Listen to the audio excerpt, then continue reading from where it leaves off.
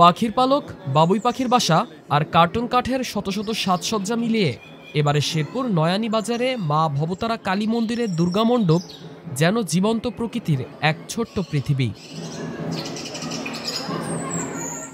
পূজা মণ্ডপে প্রবেশের পথেই চোখে পড়বে পাখির পালকের নকশা।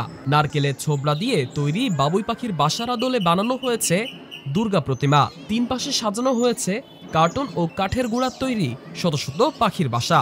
তুলা ও কাগজ দিয়ে তৈরি পাখির ঝাঁক যেন কিচিরমিচির শব্দের মতো মধুরতা ছড়িয়ে দিচ্ছে।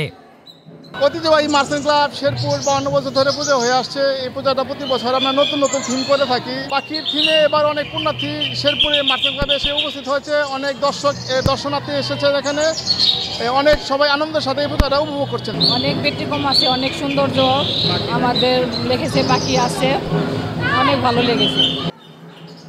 স্থানীয় মার্চেন্ট ক্লাব সূত্রে জানা গেছে, পরিবেশ ও প্রকৃতি সংরক্ষণের বার্তা ছড়িয়ে দিতে তারা এই থিম নিয়েছে। পরিত্যক্ত বাক্স, কার্টুন, নারকেলের ছোবড়া, পাট ও কাঠের গুঁড়া দিয়ে তৈরি প্রতিমা ও মণ্ডপ দর্শনার্থীদের মধ্যে মুগ্ধতা সৃষ্টি করছে। মার্চেন্ট ক্লাব বরাবরই ব্যতিক্রম কিছু করার চেষ্টা করে, এবারও তার ধারাবাহিকতায় ব্যতিক্রম করার চেষ্টা করছে। এবারে পাখির বাসার ইয়েতে করছে, যারা আসে অবশ্যই এখানে উপভোগ করে, কারণ ব্যতিক্রম কিছু সবারই ভালো লাগে, সবাই ভালোবাসে, ভালো কিছু সবাই পছন্দ করে। এটা আমাদের ঐতিহ্য, শেরপুরের ঐতিহ্যবাহী ক্লাব।